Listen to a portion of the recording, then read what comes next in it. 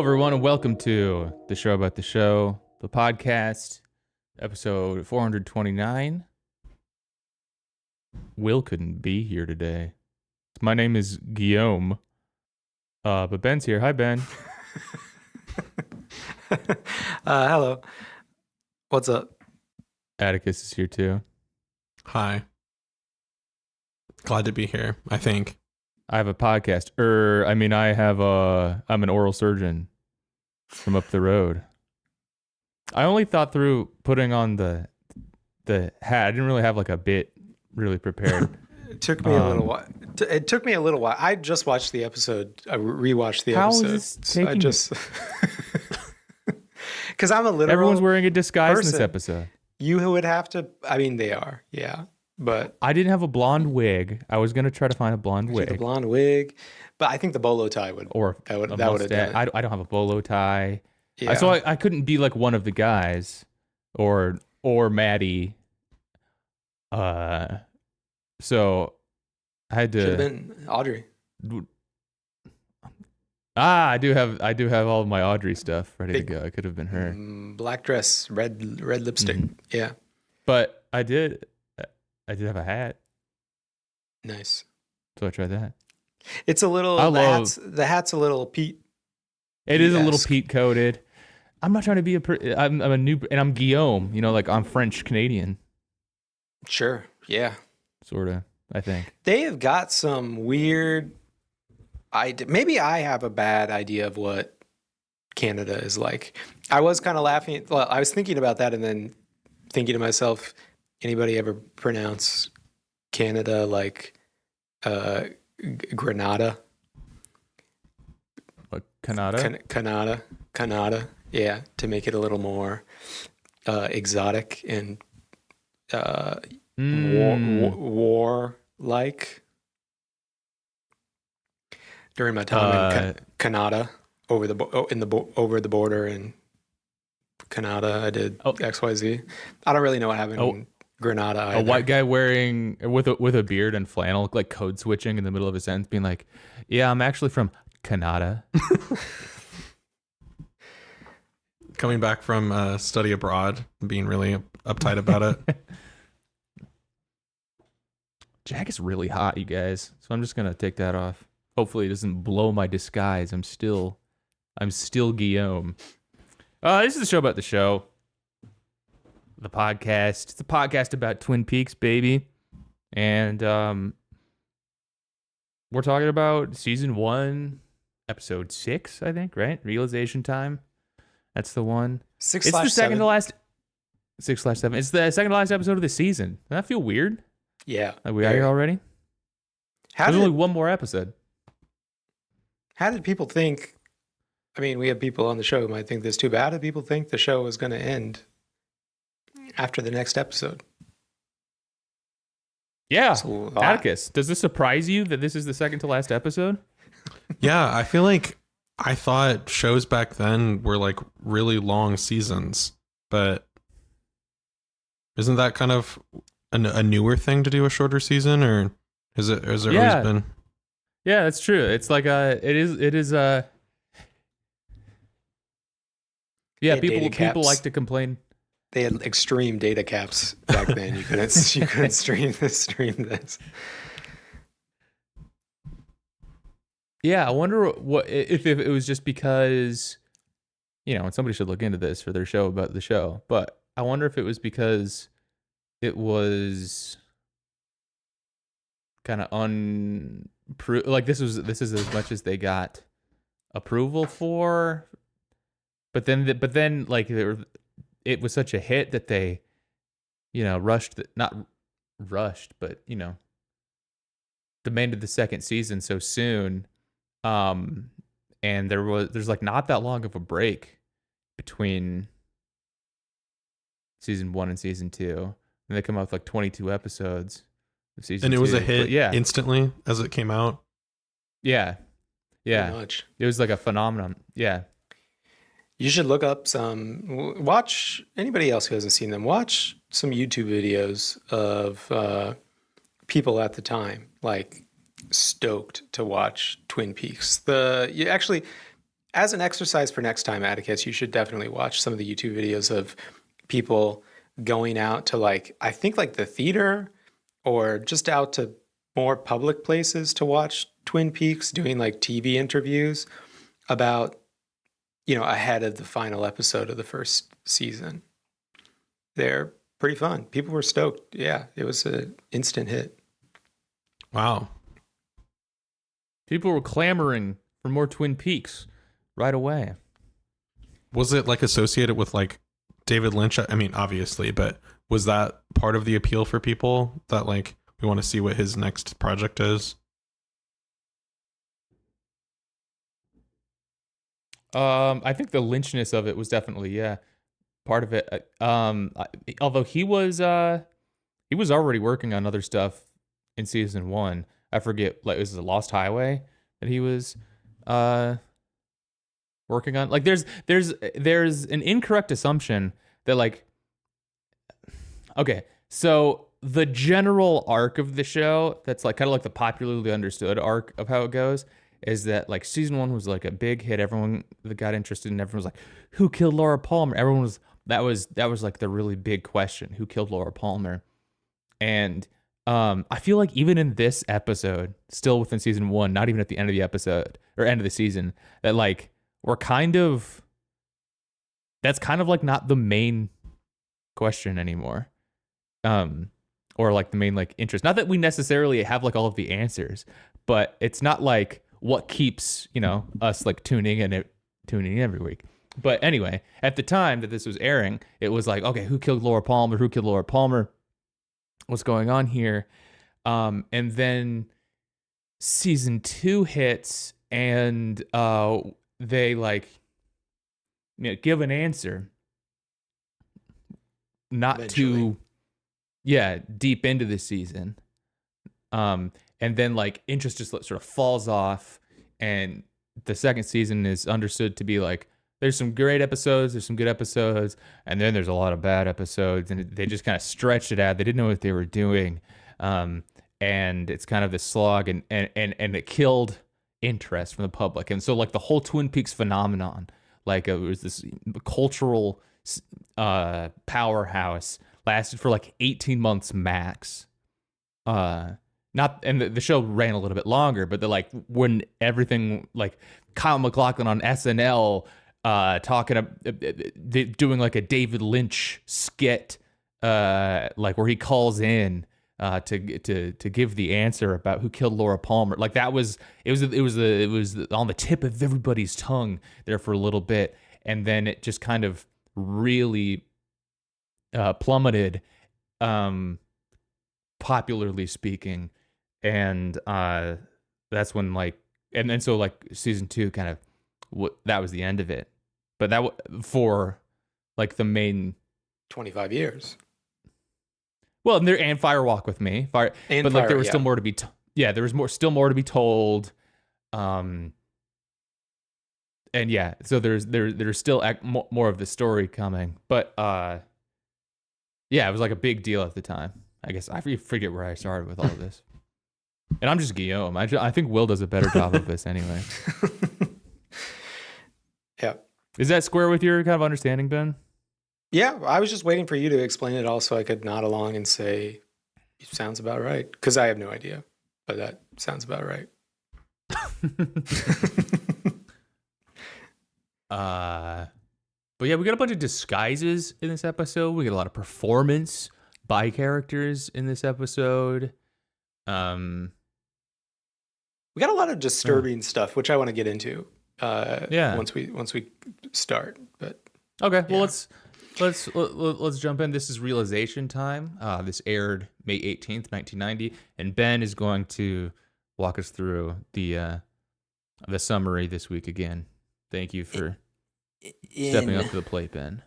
In the Great Northern Hotel, Cooper tries to convince Audrey not to pursue him, reasoning that it's better for them to remain friends. Okay, let me pause there and say, this is part 1 of the disturbing stuff going on in Twin Peaks, I guess. Do you guys, I feel like, maybe this is mostly for you, Will.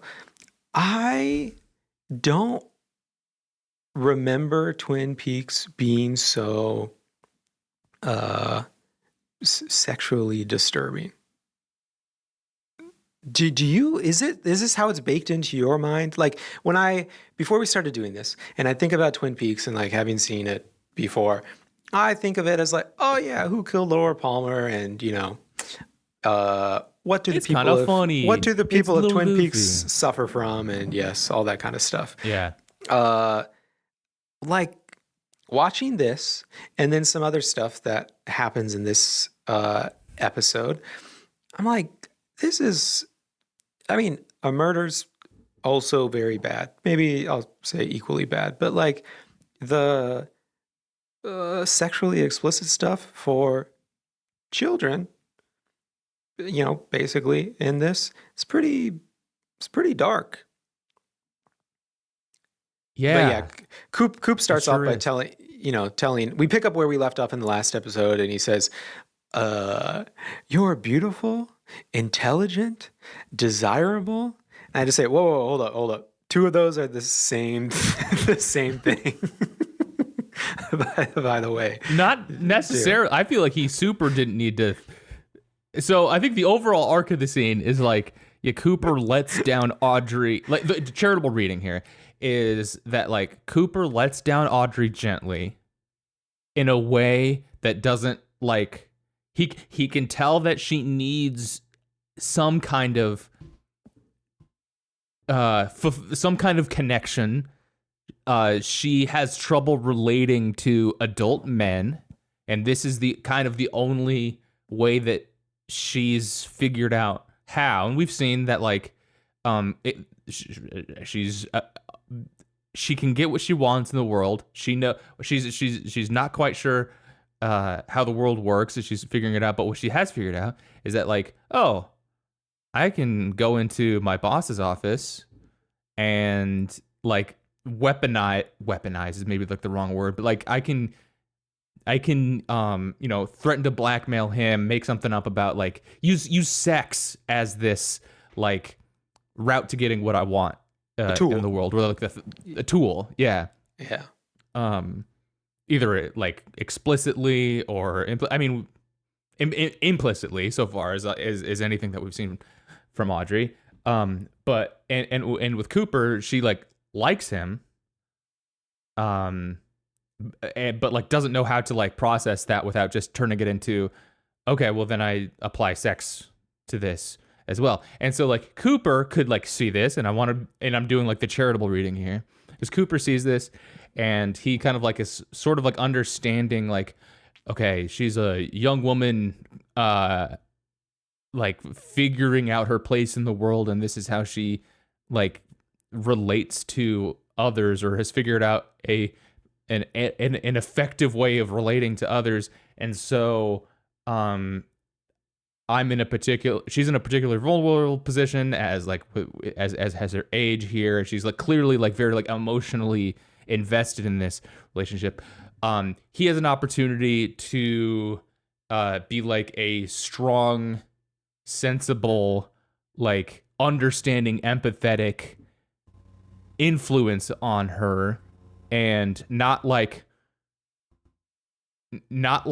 further traumatize her by obviously like taking advantage of her, or like giving it, or like having a sexual relationship with her, or by being like, you're fucking crazy, like I can't believe this, and like just really like maybe breaking this weird thing like, I've been sort of taught that my whole worth as a person is like tied up in this like sexual currency, or whatever is in sexuality, the way that Audrey might think it is, and then like having this like weird reaction. So I guess what I'm getting at is like Cooper charitably sees like this is what happens, and so he could say like, you know what, it's our jobs. Let me help it, that, or like, I'm an FBI. Don't worry. This isn't about like you not being like, if you're finding worth from your femininity and your sexuality, me rejecting that is not a rejection of you. There's like other stuff going on. So it's like I'm letting you down gently, but also not, getting involved romantically. But he does make several like missteps in this conversation in a way that like I don't think that don't quite bear that out. Like by him saying you're desirable and like what I want and what I need are two different things. Intelligent, desirable. Yeah. Yeah. Like he shouldn't be saying, definitely shouldn't be saying some of those things. And failing at it. I don't know. He's making it a little bit more complicated, and he's misstepping here by doing that. Again, so it complicates like charitable reading is that he's trying to do the right thing, but I think the realism in it is like, one, to me, this is a dark situation, a dark, I get reality for somebody like Audrey. But then, two, he's misstepping big time on some of the stuff that he's saying. Maybe because he's kind of taken like taking some half measures, or like trying to get out of it slightly easier, like trying to do the right thing, but let her down easier than would be the right way to let her down. Easy, I think also he's potentially a little complicit in giving the wrong signals throughout earlier too, like where it's like reaping what you were sowing, like where he was making missteps earlier along this path that led to this situation. Yeah, but like, am I wrong that like, okay, the language of this, the 1990 language of their relationship and their scenes, is that it's kind of a funny thing, right? That it's like, oh, it's kind of cute in its own way. And what I'm getting at is like, I think it reads quite a bit different now, or at least maybe it's just a me thing, that it reads different to me now that I'm 30 instead of 18 or whatever myself. Mm-hmm. I don't know how. I do think that there were elements of humor that okay. It sounds like behind the scenes they had differing ideas of like what the Cooper like relationship with Audrey situation was going to be. I think we talked about that in an earlier episode, that it was the director of the second episode who was like, "Hey, we should make them like be like interested in each other." And then so it wasn't just like, from the get-go, it's like, what we're going to do here is we're going to develop something that allows for like a good person in Coop to like properly act the way you properly should when like a child is interested in you. But I think because it sort of started out as like, well, hey, we should get a romantic interest in here, and let's use that child. Is there, and then so like the rest of the episode, the rest of the season, seems to like have pivoted away from that, but like it was maybe not, super deftly done. I think that the point of view of the show too is like, maybe David Lynch is I don't know if I want to go there.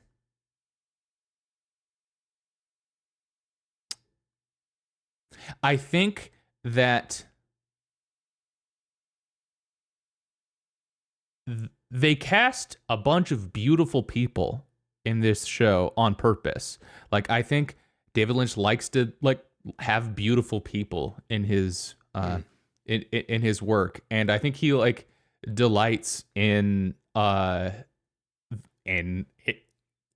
like, hot people doing hot stuff. And Or interesting looking people. I would generalize it even interesting more. people. And hot people are interesting, but yeah. It's the opposite of Lost, I guess, to me. Because Lost is, what if we had a bunch of B+ people? Insane dry, like Stray. Everyone on the Lost catching. For actors. Yeah, I know what you mean. Whatever, yeah, dude. Whatever. I'm just being really mean to 4 people. Okay, whatever. Lost is full of beautiful people too. I don't know. Like everyone's standards are crazy, dog. If like this mainstream network television show is filled with beautiful people. Well, I'm trying to normalize it to some random group of actors. Yeah. Okay. Fine. All right. But I guess some of the point is like, hey, Sherilyn Fenn, she's 25 at the time. She's playing a high schooler, but she's 25 and she's beautiful. And we love looking at beautiful people. And we're going to like have her like dance and be beautiful on screen. And like that's that's presented as part of a complicating element to this relationship for sure. Like we, the audience, are almost like encouraged to see the characters themselves as beautiful, potentially like romantically interesting people themselves. I think, I don't know, maybe that's me just thinking like, oh wow, she's really pretty. I'm not saying that I'm romantically interested in her, but like I do kind of think that in the text of the show is the presentation, like, yeah, they're casting beautiful people and showing us beautiful people for a reason. Maybe I'm off base here. Well, I feel bad now about the Lost thing. So your thing sounds fine in comparison. The next morning, Harry and Doc Hayward learn more about Jacques Renault's bird, trying to make it imitate a human voice. Cooper leaves his Waldo. Yes.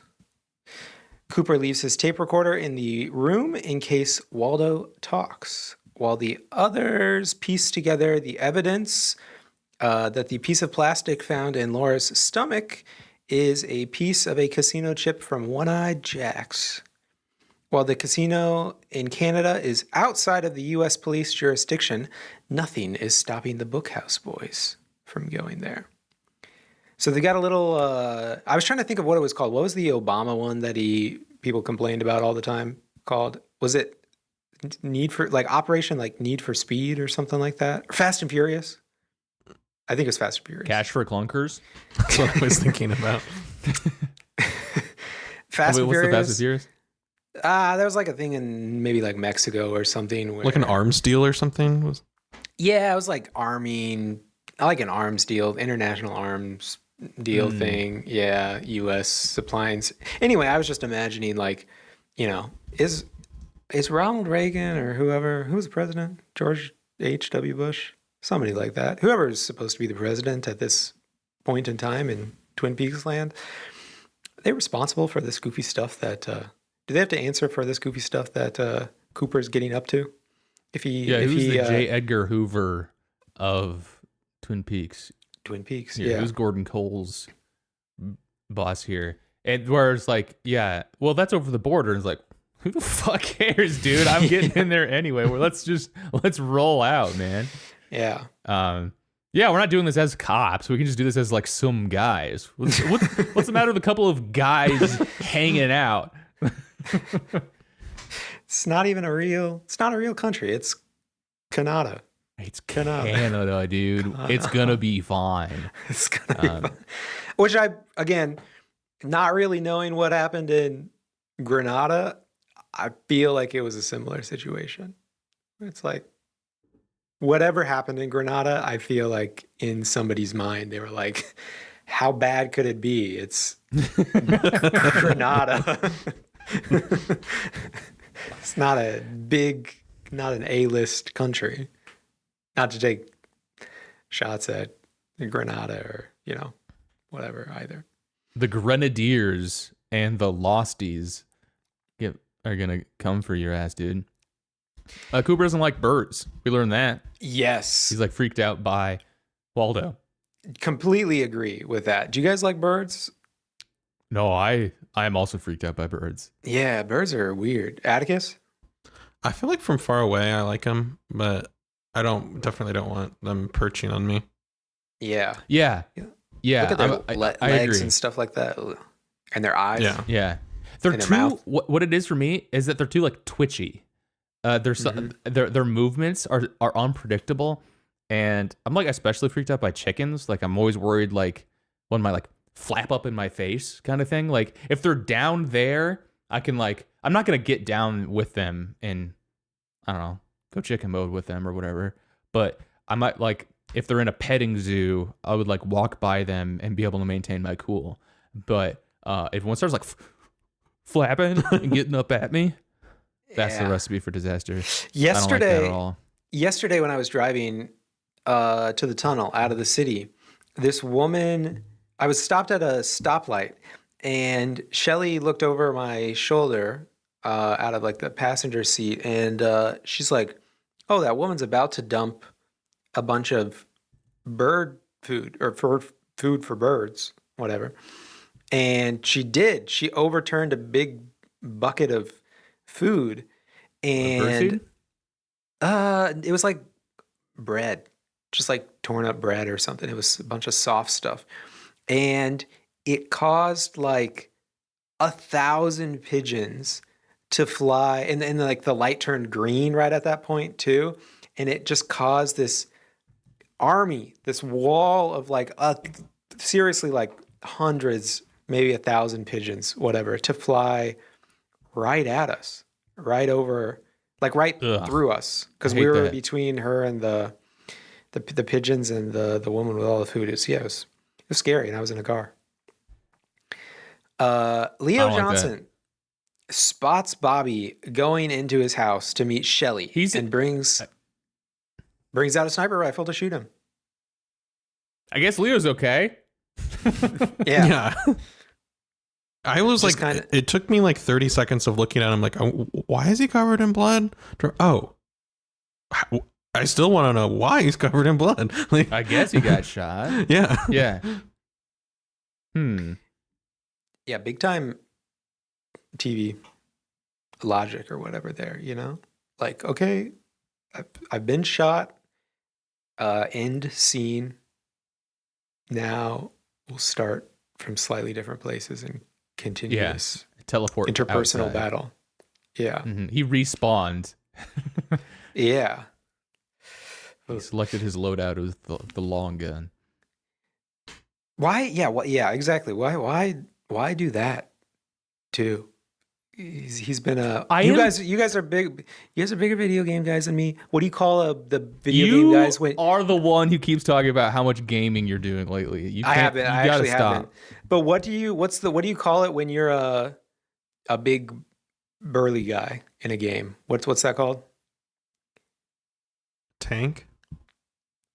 Like I'm thinking of tank. The star, a tank. That's what you call it. No, there's got to be a different, because aren't there words like cleric and mage and stuff like that? Oh, fuck you.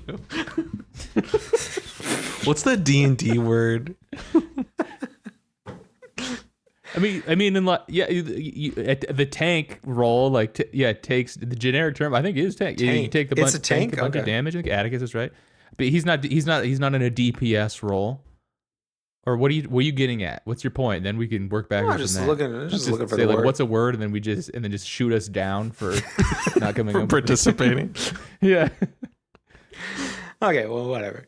No, what's the point? He's Leo's a tank guy, heavy guy, tank guy, and he, like you said, he kind of respawns as a sniper for some reason. What's up with that? Why would you?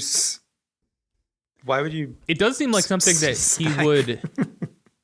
Yeah, like it is kind of. It seems against his character, or not, that's the wrong word. I'm surprised that he wouldn't just kind of charge in at Bobby, you know? Like, I guess he's worried that Shelley still has a gun. I guess that'd be a great reason maybe not to He's charge doing in. he's like doing a breathing exercise. He's like, I'm not going to charge in and kill my wife and her boyfriend. I'm going to wait outside. I'm going to calmly shoot from a distance. Dr. Jacoby would be so proud of me of this this progress I'm making. But he is speaking in the third person here. We get a few instances of that too in this episode. But yeah, Leo's out in the truck and he's like, Leo's so mad, or like what, I forget what he says. But Yeah. he's like, oh, Leo's gonna get your ass. Like about Bobby. And then Bobby speaks in the third person too. Yeah, strange. It's a weird. Does it count as, not to make light of it? Is that if you snipe your spouse? Is that? I guess it's still domestic. It's still domestic violence. What's complicating that for you? That it's from a long way away. But if you're like a detective and you're like a detective and somebody calls you and they're like, we've got a 103 or whatever, and you're like, oh, that's a domestic violence case, and you show up and you're like, okay, where's the casualty? And you look at them and you're like, this is a domestic violence case, and they're like, yeah, sniped from 500 meters away. You'd be like, what? You know what? I like kind of agree. Gotta like see what you're saying. Like, also like what is so domestic probably refers to the relationship, not necessarily the Correct. arena. Yeah, it's just so, weird. Like it's so like it could still be domestic violence even if it's happening in like a public setting, because it's between like the domestic relationship. Or like, you know, husband and wife there. And so theoretically, even if he calls in like an airstrike or exactly, yeah, something that would sort be of violence. He's getting into sort of like spy versus spy territory. Yeah. He's gonna cut a big go into the basement and cut a big circle with a saw around her. I do want to see like the Wile E. Coyote Roadrunner like set up against like Leo versus Shelley, I guess. Yeah. I guess I didn't do a good job of not making light of. No, come on, that's fun. Shelley confides in her lover, Bobby, that she shot her husband, and Bobby proclaims that he will handle everything. Which, gotta say, that's no tough one. What? He what claims that Bobby will handle everything. Yeah, he doesn't say I will handle everything. He says Bobby will handle everything. He does have a good face at the beginning, though, when she's saying that, of like, you know, he's already kind of walking into the house like, you know, I'm your man now. No matter what you throw my way, I'm going to take care of you. And then first thing she throws his way is like, I non-fatally shot my abusive ex-husband. So that's my psychotic, first enormous criminal husband. Yeah. Please. Didn't quite get the kill shot off. Ooh, okay. That price is a little high for me. I'm out. That's on you. I feel like people in movies should get the ick more often too, live, like on camera. Like Bobby's gonna take care of everything. Like, oh, I'm so sorry. I'm good. Why are you talking like that? The scanner in Leo's car catches Lucy's transmission about feeding the bird, and he realizes the police have been to Jacques' cabin and abandons his plan, driving away in a hurry.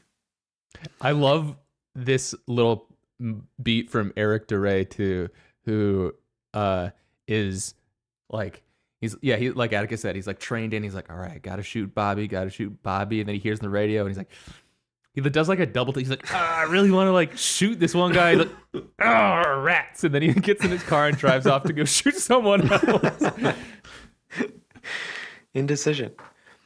Maddie, James, and Donna listen to the tape of Laura's they found last night, where she talks to Dr. Jacoby about her cocaine addiction, and find out that one of the tapes is missing and is probably in the doctor's possession. I just want to quickly say, okay, we don't have to revisit the whole topic, but this is the most disturbing sexual thing to me, because it's sort of like, it kind of feels like the Scooby-Doo gang is like, doing their own little Scooby-Doo investigation of like, oh, we're going to find out who murdered Laura. It's like, whoa, you're uncovering ritual child sexual abuse right now. And they're like, this very disturbing case is going to lead us one step closer to who killed our buddy Laura. Vella, I've got True Detective Season 1 in here. Yeah, no, for sure. I agree. This is a really upsetting scene. To just listen to that tape is really tough. Yeah. And they're just sitting there listening to it. I don't know. Not that like they're not doing wrong by listening to it, I don't think. I mean, do you think it's like hitting for them? Maybe they're having a sort of similar reaction the way like you and I had the first time we watched it. Like, when we were younger.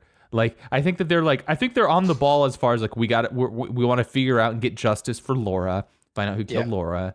And they're like, but they're playing the tape back almost just for like Maddie to get the voice down, to like do like like you know how we're gonna so we can get the script right, where like the weirdness and the darkness of what's actually being said isn't really like sinking in. They're like, okay, so she calls him Doc. Write that down. Yeah. They make a plan to break into his office that night and decide to use Laura's recordings to lure him out. Meanwhile, Audrey is working at her father's perfume boutique, where she displays her lack of work ethic. Thank you, Let's fucking go. Thanks, TV Tropes. Writer. Is lack of work ethic hyperlinked? No. Oh shoot, that'd be I want to see the Beetle Bailey isms going on that page. I love Audrey being mean to customers, and just like not really giving a shit about like whatever perfume. Like to her credit, she's like, does this perfume smell good? And she's like, I want something that makes a statement. Do you not understand that? She's like, fucking word around your neck, I guess, then. I don't know. And, well, I never. And she walks away. And I feel you, Audrey. Working retail, that's a shitty gig. But working retail when you would be happy to be fired looks like so much fun. Right. Working retail with complete impunity. Like, yeah. She kind of has, you guys heard about the Gen Z stare? Yep. Okay. And I don't think that Audrey has this, but That's she kind of has. She doing to me, I guess, it seems.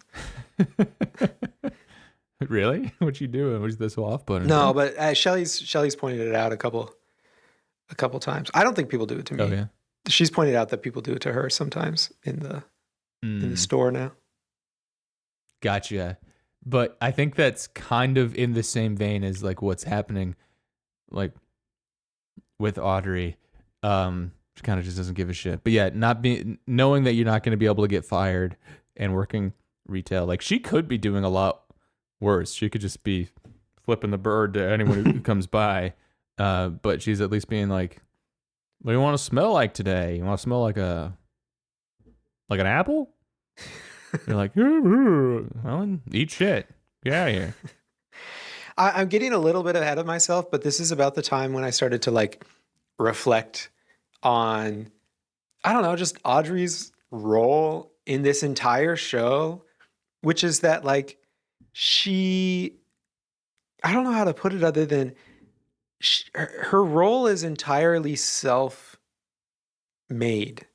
She's not part of any of this really by circumstance.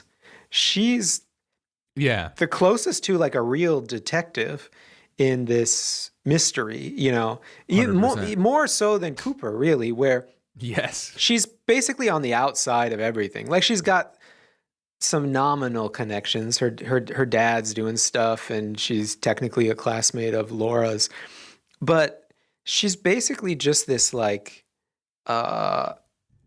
this bored. I don't like the socialite's not quite the right word, but she's just this bored teenage girl who kind of has everything. Or I guess in theory, she's got everything that she could want. And she's just decided that because she can have everything, why not just kind of go out and try to solve a murder and do some sleuthing and, you know? And is actually following up on evidence, which I guess like Cooper and the gang have started to do, but she's the one who's like actually tracking down leads rather than just going off of vibes. Yeah. She's Yeah. doing spy. Well, this is not a great way to put it, but like, yeah, spy detective type stuff. Yeah. You know, secret agent, sleight of hand, And verbal sleight of hand, and stuff like that. Oh, what? I forgot. What was that? I'm getting ahead of myself now, but like, Yeah. what was that number? What was that phone number? When she finds out her coworker got a number to Yeah. One-Eyed Jacks. Yep. yeah, and you bring up an interesting point of conversation, I think. But what is Audrey's motivation here? Like, yeah, it seems like she kind of she's a rich kid. She doesn't really need to be going to school. She can kind of just like hang out and do whatever, just go into the diner and listen to music, and they got her song there. She doesn't need to work. She kind of decides to start working. She wasn't close with Laura. Donna calls that out. Like, why do you like you weren't friends with her? It almost sounds like she was at odds with Laura in some ways, maybe socially at school. Not like outright enemies, but like the surprise of like, why do you care kind of thing. Like Audrey and Donna are not pals, and Audrey and Laura were not pals. So yeah, what do we think that's about?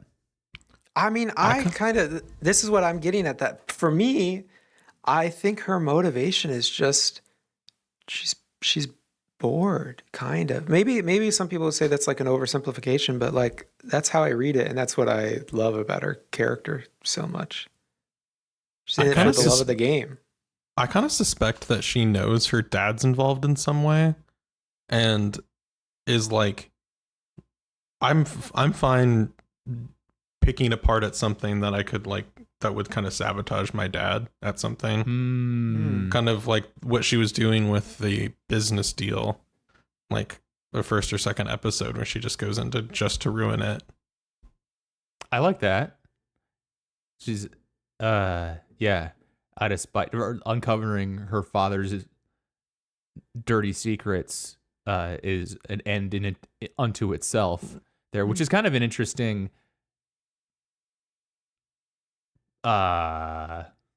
aspect to like your point, Ben, of like that kind of that would collapsing her father's empire would redound upon herself, right? Because that's why she doesn't have to worry about anything about money, is because her dad's rich and all that. I kind of wonder. I think you're both. I think you're both right. I think she's bored to fill her time. She doesn't like her dad, but also I think that I think she's so isolated in a weird world. She is searching for an attachment to other people. Like she's like driven in the back of a limo to school. She doesn't seem to have like friends really.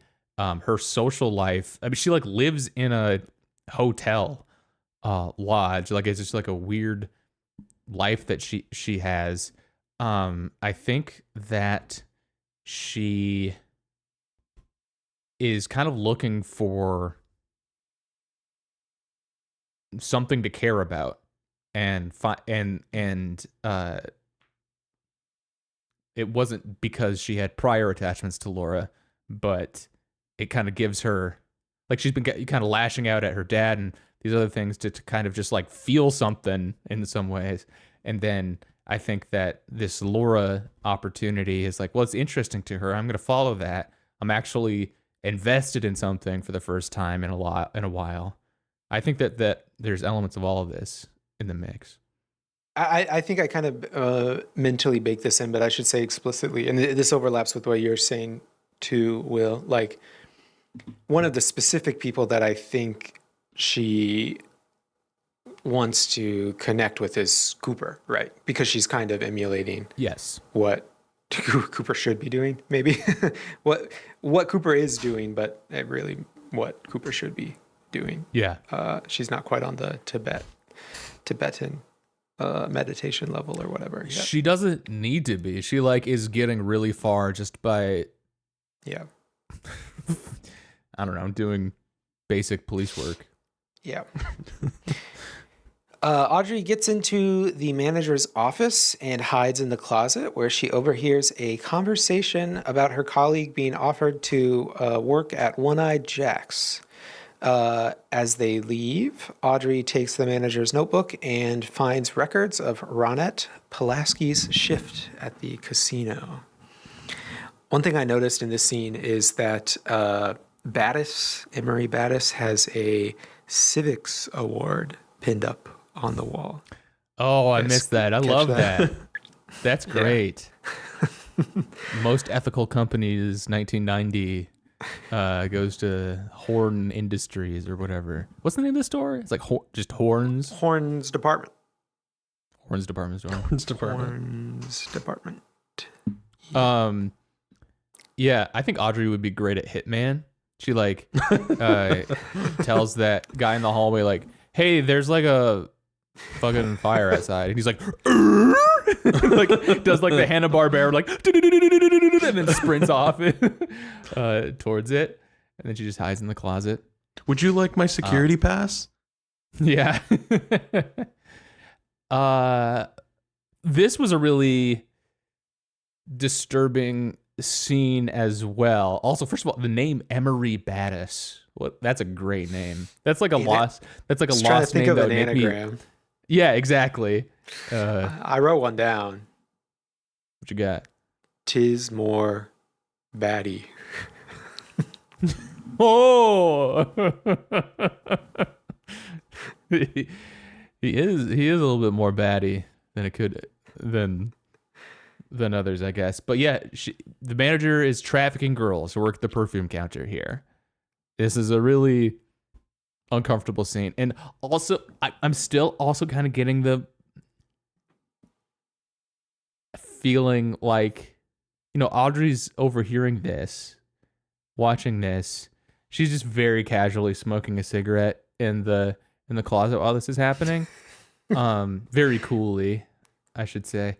But also, like, I don't know if she's... I don't think she's picking up on the gravity of the situation herself.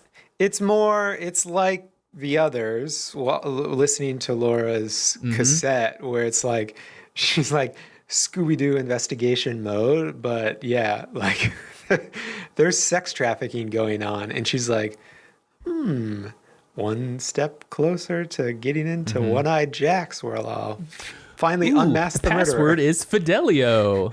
Finding like that out, like put that in my back pocket. But I mean, I think that's I think this is deliberate, and I think this is a part of it too, because I think to my earlier sort of ramblings about how Audrey is herself learning how to be in the world. This is unfortunately just kind of like another like lesson that just sort of like conforms with how she was already imagining how it goes. We're like, oh yeah, look, women, whatever, they can get paid to like escort VIPs. Like, yeah, this is kind of like how I'm imagining this stuff goes already. Like, I was already, manipulating Mr. Battis earlier. Sounds like there's maybe a way to getting paid here. Like, this is all like part of the how the world works here. I'm just adding to the list of effects, and it's, I think her casual reaction to this like very thinly veiled trafficking of her coworker is deliberate. Yeah, like how blasé she is about hearing that, and is like, oh, okay, well, I guess all I need to do is get that phone number. Hank's first shift as a waiter at the diner begins, and he hears about Big Ed helping Norma out while he was in prison. Harry reminds him about his parole conditions, and he and Cooper stay for a cup of coffee. Meanwhile, Audrey asks her coworker for Black Rose's number. Yeah. I want to talk about the diner scene too with Hank. Harry says, I don't think people change. And Cooper gives his thing about, every day give yourself a present, and today's present is a cup of coffee. But also, listen, I know we don't like Hank, but it's a dick move by Harry, or for just a cop to come into like, somebody who's out on parole, like going to their place of work and being like, just kind of announcing the whole thing, like, hey, asshole, you better show up to your parole hearing, or see your parole officer on Friday. Like, did he miss it? It doesn't sound like he missed it, or anything. I think he's just kind of embarrassing him in front of everyone. Maybe just there to humiliate him. In case you all didn't realize this, but this guy, he went to jail earlier. Make it hard to keep his job. Yeah, he's trying to keep his job. He could. I don't think he is. It doesn't seem like this is the direction his character is headed, but like he very well could be a somebody who like he is like he says to Shelley, like, oh, I paid my debts, like I've did wrong, but I went to jail, and that's I'm square in the eyes of society here, and I just want to do right from here on out. And then the cop just comes in and like, people don't change. I'm going to keep making your life hard and hard for you. I mean, Hank does seem to be a dick, but yeah. Harry questions Josie about her being at the Timber Falls Motel, and she shows him the photos of Ben and Catherine going in a room and tells him about the accident that's going to happen at the sawmill. Later, Cooper meets the sheriff and Big Ed to head out to the casino. Harry shares his worries with the federal agent, who decides to help Josie after their sting. So Ed's rocking a silk suit. Well, Yep. actually, never mind. The bolo. He rocks thing. the bolo. These summaries seem to always skip the Ed and Nadine scenes, which, to be fair, there's not like a ton happening plot wise with them. But I guess I wrote down Ed is wearing a silk suit when he's like hanging out with Nadine, and like it's not the stuff that happens with Nadine is that I guess the patent attorney didn't think that the silent drapes were going to be worth patenting or putting into production or whatever. And, Nadine's really upset about that. And Ed is comforting her, and we see like an actual like genuine moment between them where he's trying to comfort her. But he is rocking the silk suit at that time. But we see the disguises that the Bookhouse boys wear, and Ed, even despite his bolo tie and kind of like general like weird Western suit, is looking magnitudes more normal than Agent Cooper's like dork ass tux situation. Yeah, I wouldn't talk to that guy at all. Yeah. Well, off to the casino. Let me get all spiffy. Like that's here comes the annoying guy. I think you definitely want to hang out with the bolo tie guy. So Cooper must. Well, I guess where'd the mustaches come from? It seemed like Cooper had a mustache in his stuff that he brought with him. So it's I can believe it. He's got standard costumes FBI rollout ready to go. gear. Yeah. The slick. And also makes his what do you friend need? wear it. Pomelo? Pomade? Is that what it's called? Pomade? The stuff you put in your hair. Pomelo? I said pomelo, but it's called pomade, right? Yeah. Takes a pomelo and over the head. He's got the Dapper Dan situation. But yeah, he makes Ed wear the wig and the mustache, and all Cooper does is put some glasses on. And a tux, I guess. There's no way they wouldn't be recognized, is the idea that I had. Like, this is really, really silly. I mean, you're either like in another country where nobody's going to recognize you anyway, or right. You're in. Oh, what's Agent Cooper doing wearing a mustache over there? Right. Jacques Minabird starts talking until it's shot from outside the police station by Leo. Cooper recovers the message that implicates Leo in the crime. R.I.P. to These Waldo. were also upsetting. Yeah, R.I.P. to Waldo. Blood on the donuts. Gross image. Yeah, the thing rocking back and forth, so it's drizzling onto the donuts like it's jelly, which it probably was. Looks good. Oh, okay. And the sounds, though, the recording of going back and listening to the bird, they were upsetting. Like hearing like this, I don't know if it was an actual, did they get a bird to say this stuff, or like what they did sound design wise to get this. I read something about the sound design that was basically just like they got a trained mynah bird and then it just didn't talk on set, so they did it later. But I don't know what doing it later means. But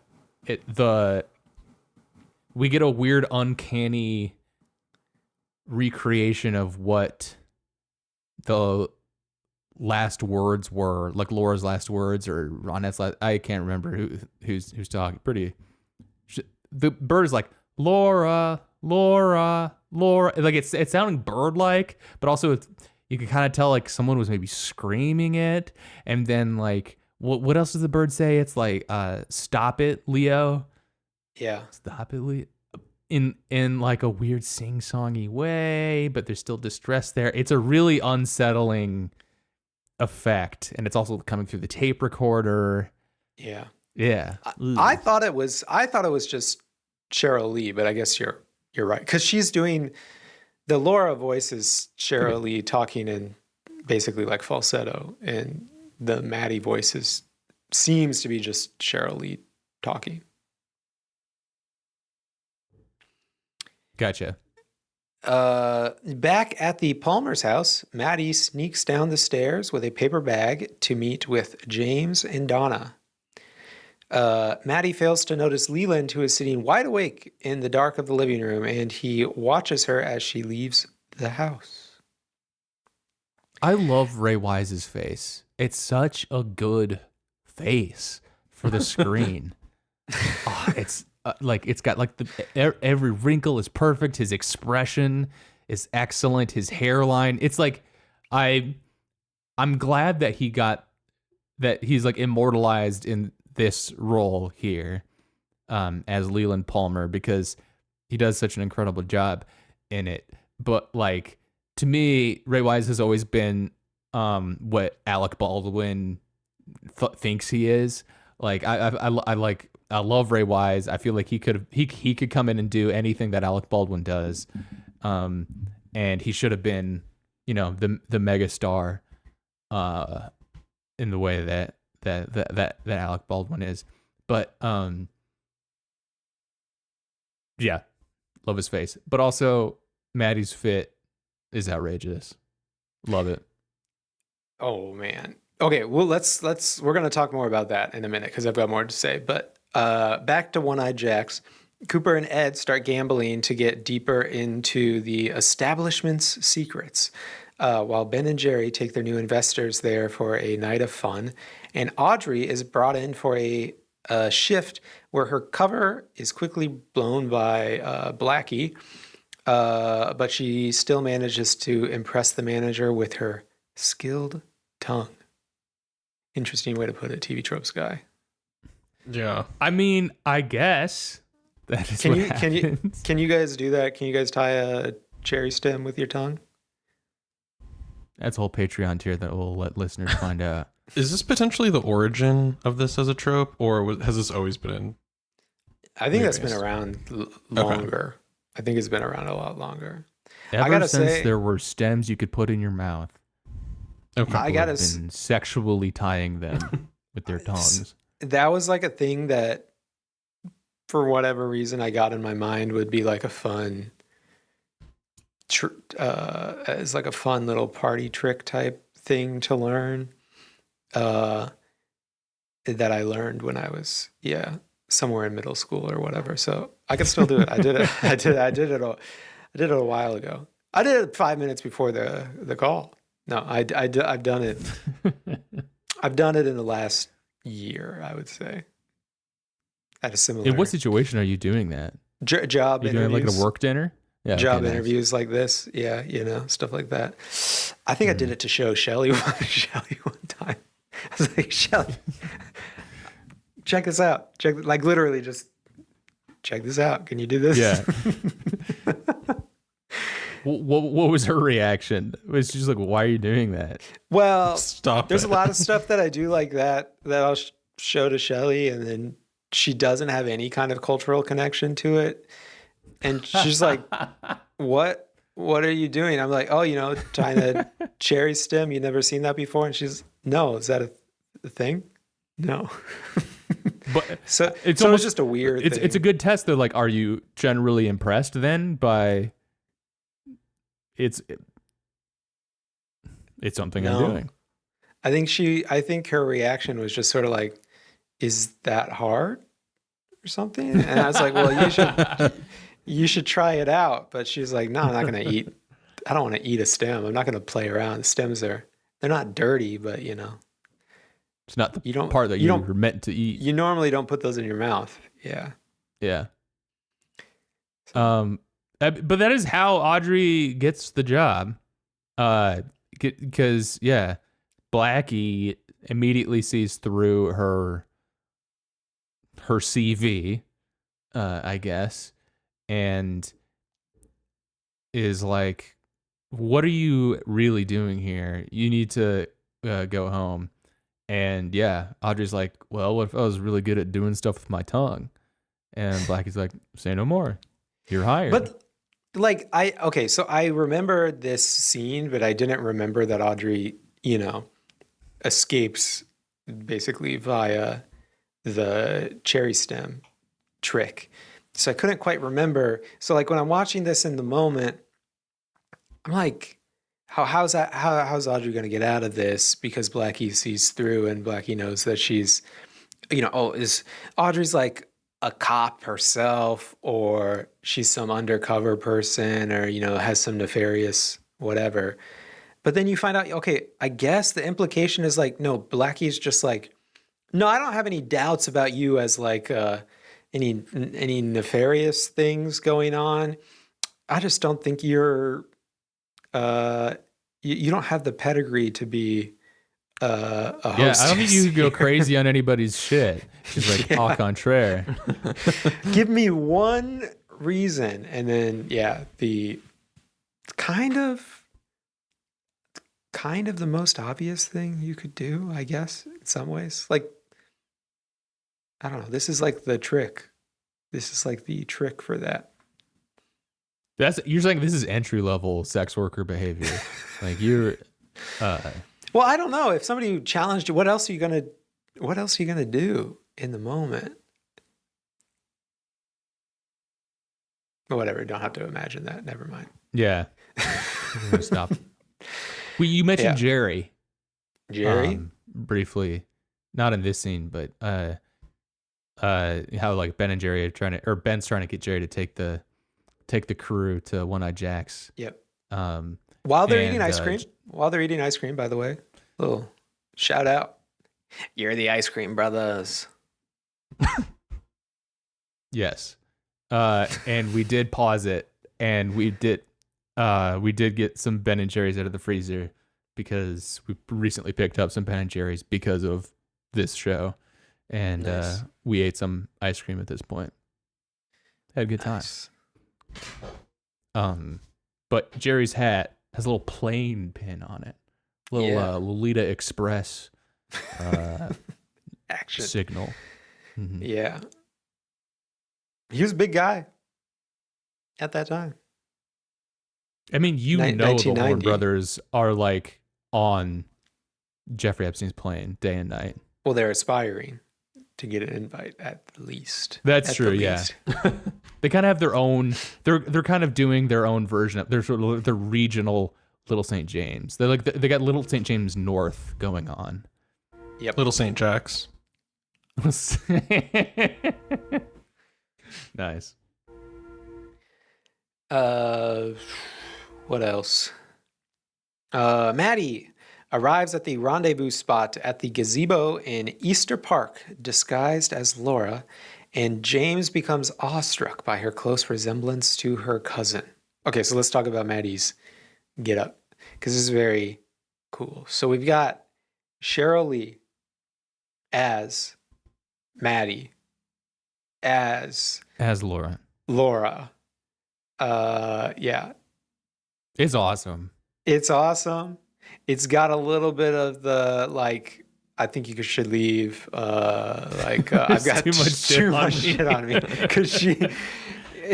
because she emerges from a car with the others, and they're just kind of like looking normal, but she's like she's really bulked up. She's got like a shawl on top of a shawl.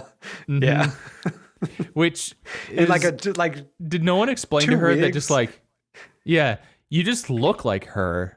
Oh, right, like I don't know what like all this is about. Like you don't really need to do much like this. And she's like, I got it. And she like puts like football pads on. She's like, all right, I'm looking like Laura now. Unclear like what the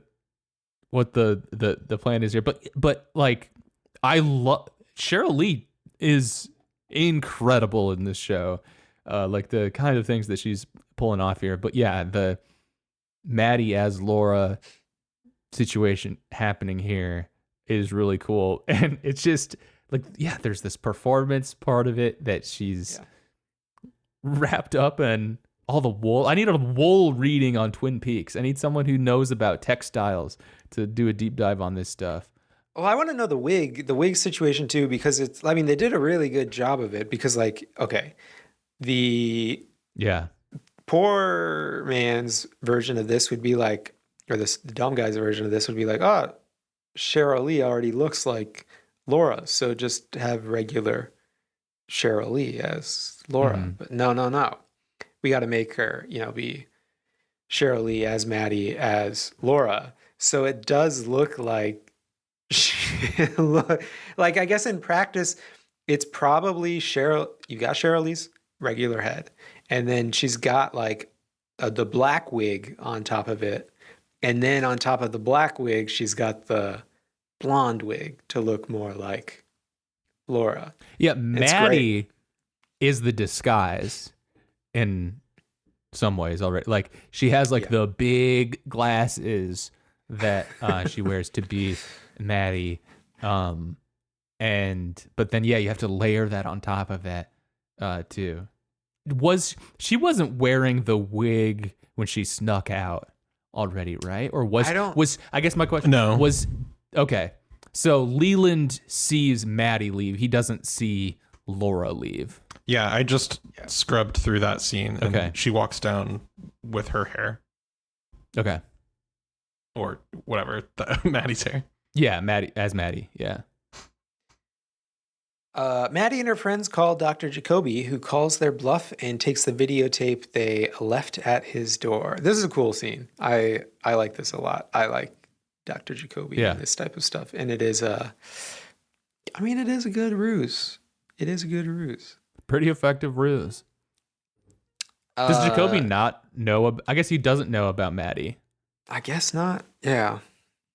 It seems like it'd be a pretty big hole in the plan if he was like, "Yeah, you're the girl that looks just like Laura because there's two of you." Yeah. I mean, I guess it's the same way. Like if Leland saw her as Laura, you have to kind of be a dumb guy to be like, Yeah. "Buh, Laura." Yeah. You've got a And, niece the in the other- house who looks remarkably like her already. Yeah. The yet another Tim Robinson reference, but that character sketch where he calls up his dad and my boss saw Mom last night. You guys.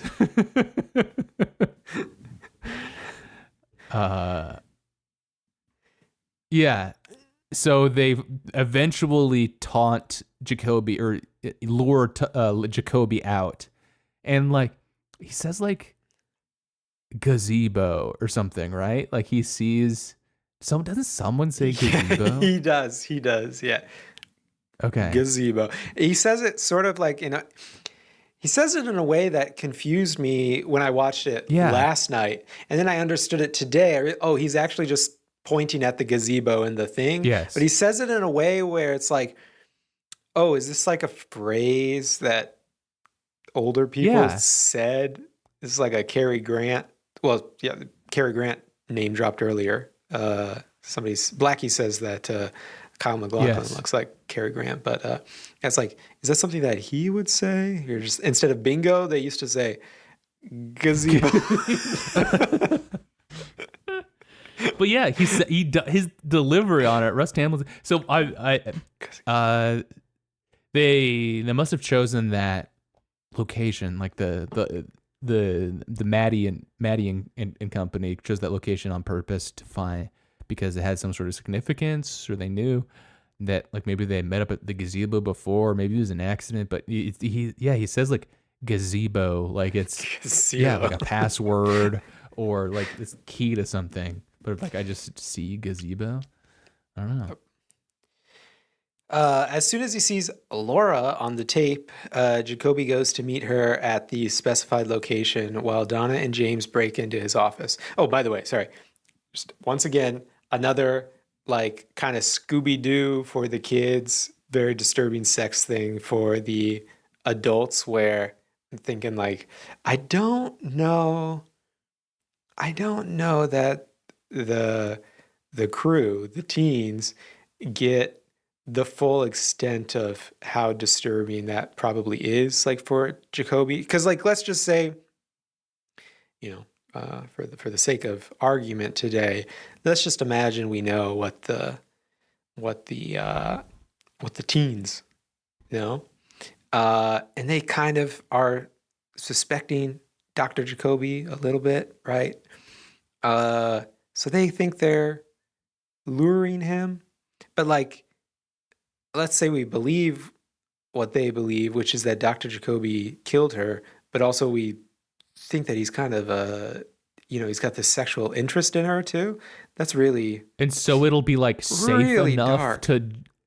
to leave Maddie with him for some reason. To leave Maddie with him, and also I don't know. It's it just I'm not making a good case on this, but like it goes a lot. What they're doing goes a lot harder than what I think they think they're doing, Yeah. which is awesome. But yeah, it's like, what if this guy really is a pedophile and you're like taunting him with this like resurrected girl, a resurrected version of, you know, this teenager that died, that he was so interested in. That's, I don't know, like the kind of thing that you would think he's probably been having nightmares about, or like that's the heavy shit that's on his mind, and now he's getting taunted on that level too. Yeah. And for them, they're just like, oh, we just need to get him out of the house for 10 minutes. And we happen to know somebody who looks like Laura. So like, let's just see it's a purely like functional, like procedural decision for them. But for Dr. Jacoby, this is like all of his like weird perversions and necromancy like manifested that will like completely like change the way he understands the universe. Yeah. He's gonna have some new rituals based around the exact things he was doing when he received this call. Yes. Which was he watching Invitation to Love?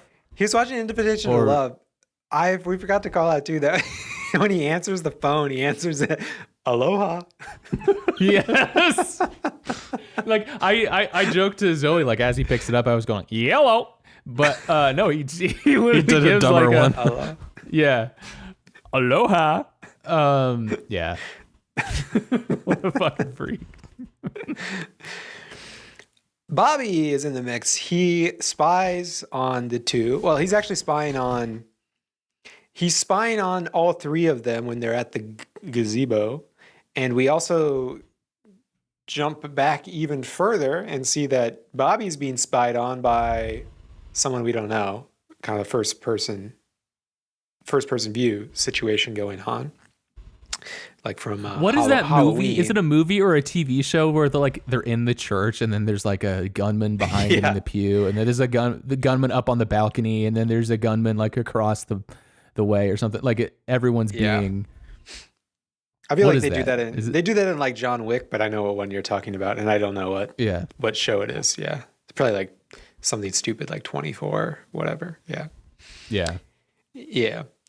Bobby spies on the two as they're sneaking into Dr. Jacoby's, and Bobby puts a sealed package full of drugs, which I guess presumably cocaine, into James's bike's gas tank in an attempt to frame him, which also very funny because I guess I don't know how that works exactly, but Bobby says, what does Bobby say? But something along the lines of like bye James, but I think like the implication is like that he's gonna be framed, like somebody's gonna find this cocaine. But like I was thinking to myself, is this like a bye James, because when he turns on his ignition it's just gonna like explode? I don't know, that seems like the kind of thing that, you know, you'd put, maybe if you put it in a gas tank, you've now created a car bomb or whatever next time you turn on the ignition, but I don't know. Puts it into the gas tank in an attempt to frame him. Back in the gazebo, Maddie is waiting for Dr. Jacoby, but that someone we mentioned before is watching her. And then it ends. Like in credits roll. I wasn't really expecting that. I don't know why. Yeah, very Halloween feel. Yeah. A scene that we kind of talked about, but didn't explicitly go over, that I want to hit because it was the whole like fucking intro to this episode that I made a big deal about, was when Ed and Cooper go to the casino and they decide on their cover stories is like that they are oral surgeons in town to spend some money and have some fun. And yeah, Cooper and Ed go in there. Blackie comes up to him and is like, okay, you're new. We haven't seen you here before. Let me learn a little bit about you. And she asks Ed, like, what do you do? And Ed goes, I own a gas station. I'm an oral surgeon. It was a really good. Well, first she says you guys look like cops, and then Cooper's he says that Ed looks like a cop, and then Cooper goes, says, I'm the cop. Yeah. Which was like great recovery because it worked, but if it didn't, disaster. Well, good. Yeah, great recovery on that. Cooper later says that Ed does a good job of handling the situation, which I don't know, like, debatable. I mean, he doesn't, but he just wants to keep his confidence up. Well, keep his confidence up, but I mean, I get the intent, or the unintentional but intentional in the writing, like I'm own a gas station. Oh, actually, I'm an oral surgeon, and then they're doing this kind of witty back and forth between him and Blackie of like innuendo related to both oral surgeons and the car thing, which gives them, I guess, between the two, gives them a lot to work with on the, between the oral stuff and all the mechanic type jokes. But it goes, I don't know. Did you guys read it this way? It went a little far. It's getting a little too raunchy.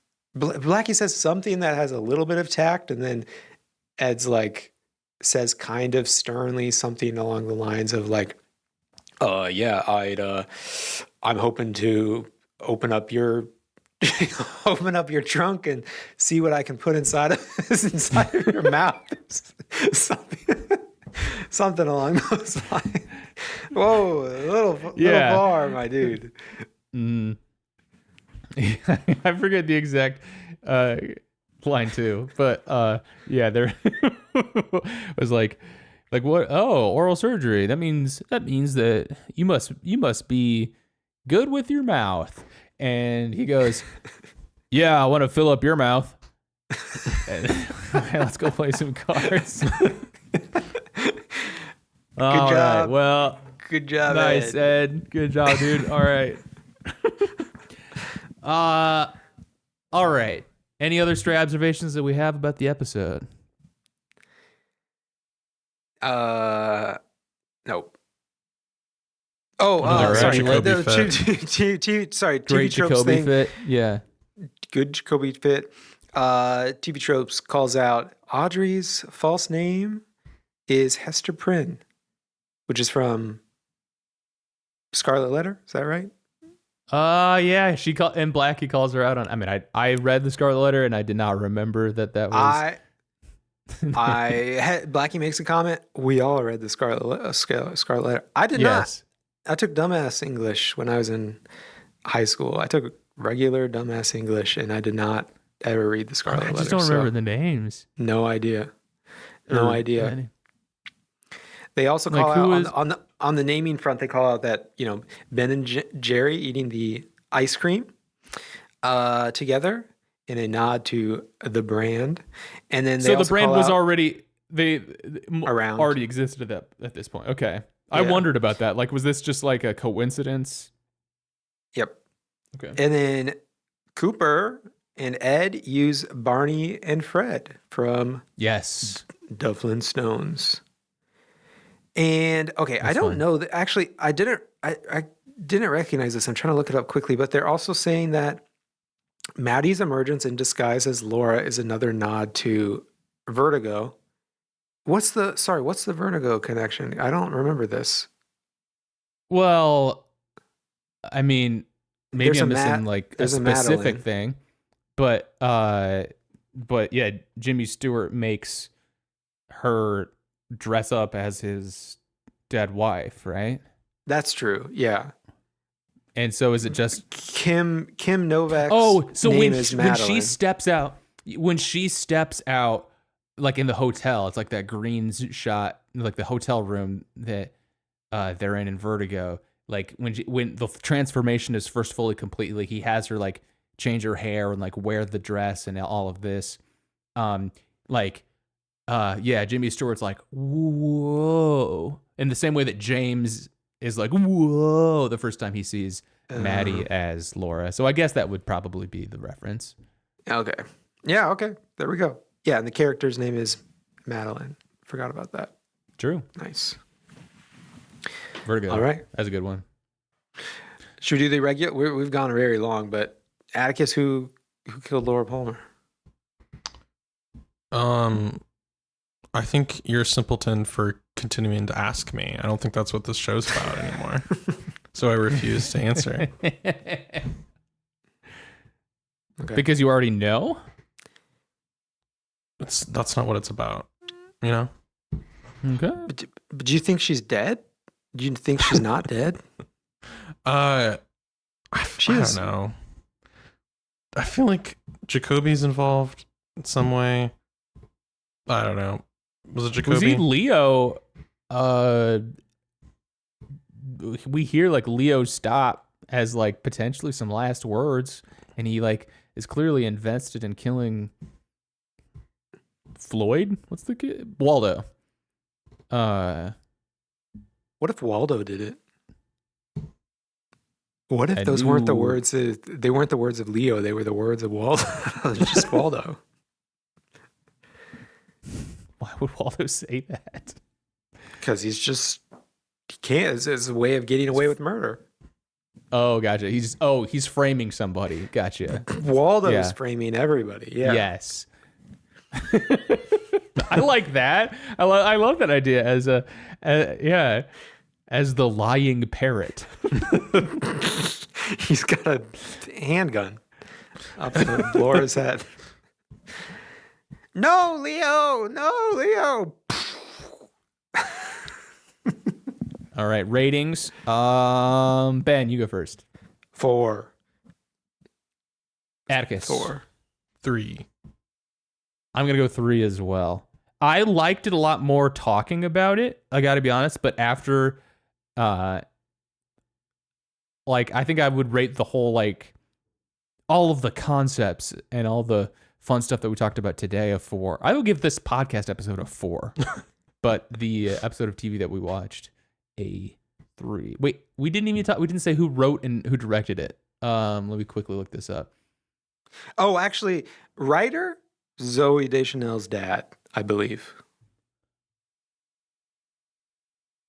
Kind of a mouthful of a name, but it was directed by Caleb Deschanel and written by Harley Payton. Here we go.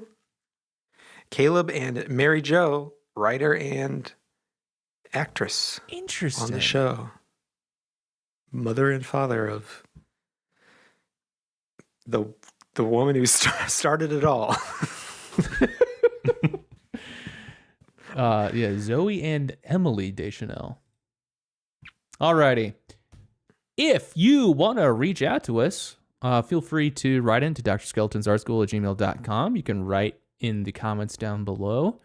You can let us know what we missed, which is, I'm pretty sure we hit everything. We didn't have 10 questions at the beginning of this episode that we should have looked up before we hit record.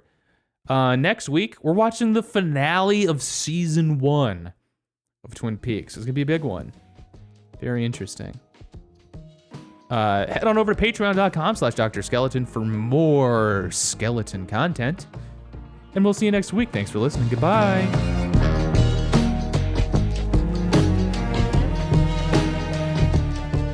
This is a brand new Extra Good podcast. Learn more at brandnewextragood.com.